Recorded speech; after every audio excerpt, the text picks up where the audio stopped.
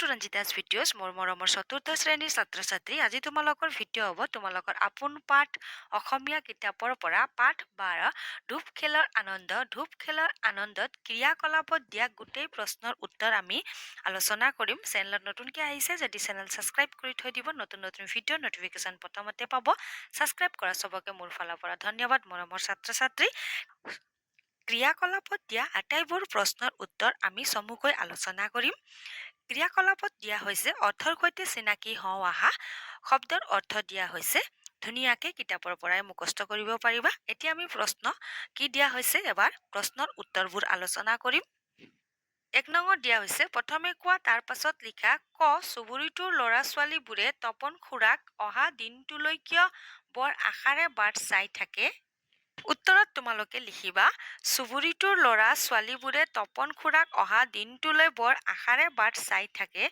কাৰণ তেওঁ আহিলে সকলোবোৰকে নতুন খেল শিকায় প্ৰশ্নত দিয়া হৈছে ধূপ মানে কি ধূপ খেল কাক কয়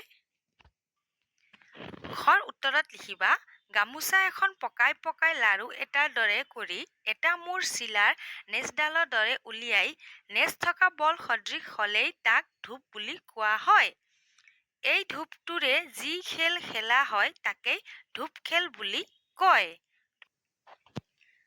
গ প্ৰশ্নত দিয়া হৈছে ধূপ খেল কিমান পুৰণি গড় উত্তৰত লিখিবা ধূপ খেল বহুত পুৰণি তপন খুৰাৰ ভাষাত তেওঁলোকৰ ককা আইতা আজু ককা আইতাহঁতৰ দিনৰে খেল ঘ প্ৰশ্নত দিয়া হৈছে ধূপ খেল খেলিবলৈ কেনেদৰে ঘৰ কৰা হয় ঘৰ উত্তৰত লিখিবা ধূপ খেল খেলিবলৈ মুকলি ঠাইত চাৰিচুকীয়াকৈ আঁচ টানি কাবাডী খেলৰ সমান এটা ঘৰ কৰি মাজতে সমানকৈ আঁচ টানি ঘৰটো দুভাগ কৰা হয় উঙ্গ প্ৰশ্নত দিয়া হৈছে ধূপ খেলৰ ঘাইৰ কাম কি উত্তৰত লিখিবা ধূপ খেলৰ ঘাইৰ কাম হ'ল ধূপটো দলিয়াই আনটো দলৰ ঘাইৰ গাত লগোৱা প্ৰথম প্ৰশ্নত দিয়া হৈছে ধূপ খেলৰ সৈয়া মানে কি উত্তৰত লিখিবা ধূপ খেলৰ সৈয়া মানে হ'ল যিজনৰ গাত ধূপ লাগিব তেওঁ নিজৰ দলৰ পৰা বাহিৰ হৈ আনটো দলৰ পাছফালে থিয় হৈ থাকিব লগা খেলুৱৈজন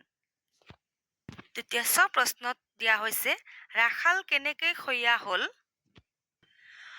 উত্তৰত লিখিবা ৰুণে হাতত থকা ধূপটো কৰিমহঁতৰ দললৈ দলিওৱাত ধূপ ৰাখালৰ গাত লাগিল আৰু এনেকৈয়ে ৰাখাল সৈয়া হ'ল 2 নং প্ৰশ্নত দিয়া হৈছে ধূপ খেলৰ নিচিনা আন পুৰণি খেলৰ নাম লিখা আৰু কেনেকৈ খেলা হয় আলোচনা কৰা ধূপ খেলৰ নিচিনা আৰু কি পুৰণি খেলৰ নাম তোমালোকে জানা আৰু কেনেকৈ খেলে তোমালোকে 2 নং প্ৰশ্নৰ উত্তৰ মৰমৰ ছাত্ৰ ছাত্ৰী নিজেই কৰি ল'বা ঠিক আছে 3 নং প্ৰশ্নত দিয়া হৈছে বাক্য ৰচনা কৰা এতিয়া আমি বাক্য ৰচনা এবাৰ আলোচনা কৰিম ৰচনাত দিয়া হৈছে টঙালী চামেলিয়ে ফুৰিবলৈ যাবলৈ কঁকালত টঙালী বান্ধিছে খেল ধূপ খেল বহুত পুৰণি খেল হয় কিৰিলি জিলমিলৰ কথাবোৰ শুনি চামেলিয়ে কিৰিলি মাৰিছে মজা চামেলিৰ কথাবোৰ শুনি সকলোৱে মজা পায় 4 নঙত দিয়া হৈছে কোনে কৈছিল কাক কৈছিল ক তোমালোকে বোলে নতুন খেল শিকিবলৈ একেবাৰে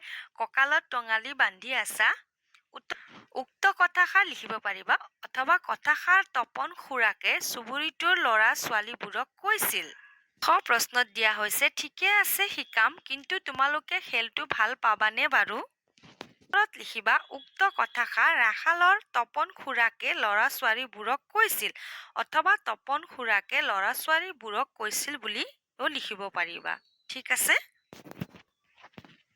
গ প্ৰশ্নত দিয়া হৈছে তুমি এতিয়া সৈয়া মণিহঁতৰ দলৰ পাছফালে থিয় দিয়াহি আহা গড় উত্তৰত লিখিবা উক্ত কথাষাৰ তপন খুৰাকে অশোকক কৈছিল ঘ প্ৰশ্নত দিয়া হৈছে অ খুৰা ইমান মজাৰ খেল ভাই উত্তৰত লিখিবা উক্ত কথাষাৰ তপন খুৰাকক ল'ৰা ছোৱালীবোৰে কৈছিল অথবা তোমালোকে লিখিব পাৰিবা উক্ত কথাষাৰ চুবুৰীটোৰ ল'ৰা ছোৱালীবোৰে তপন খুৰাকক কৈছিল ঠিক আছে কৰ পৰা ঘলৈকে আৰু এবাৰ আমি চাই ল'ম কৰ উত্তৰত লিখিবা উক্ত কথাষাৰ তপন খুৰাকে চুবুৰীটোৰ ল'ৰা ছোৱালীবোৰক কৈছিল খৰ উত্তৰত লিখিবা উক্ত কথাষাৰ তপন খুৰাকে ল'ৰা ছোৱালীবোৰক কৈছিল।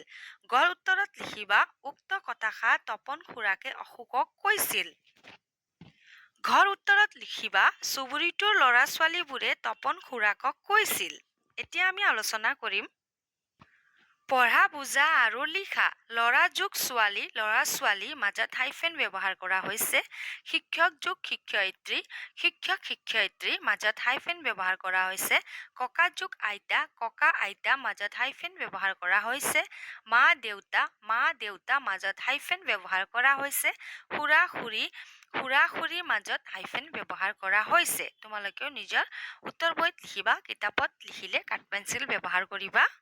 6 নঙত দিয়া হৈছে বুজা আৰু লিখা নতুন পুৰণি। এটা উদাহৰণ দিয়া হৈছে আমি বুজিলো যে বিপৰীত অৰ্থ বুজোৱা শব্দ লিখিবলৈ দিয়া হৈছে। মুকলি মানে আবদ্ধ, নিজৰ মানে পৰৰ অথবা আনৰ, পাছফাল মানে আগফাল। 7 নঙত দিয়া হৈছে পঢ়া বুজা আৰু লিখা। কত দিয়া হৈছে খেল খেলে যিয়ে খেলুৱে এটা শব্দত প্ৰকাশ কৰা লিখিবলৈ দিয়া হৈছে। খ মানে অভিনয় কৰে যিয়ে অভিনেতা অথবা অভিনেত্ৰী। গ নাটক ৰচে যিয়ে নাট্যকাৰ। ঘত কবিতা ৰচে যিয়ে কবি। উঙত গানৰ সুৰ দিয়ে যিয়ে সুৰকাৰ। ঠিক আছে, তোমালোকে লিখি ল'বা।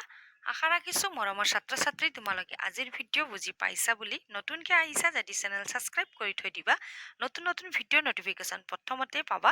আজিৰ কাৰণে ধন্যবাদ। আকৌ লগ পাম আমি নতুন ভিডিঅ'ত।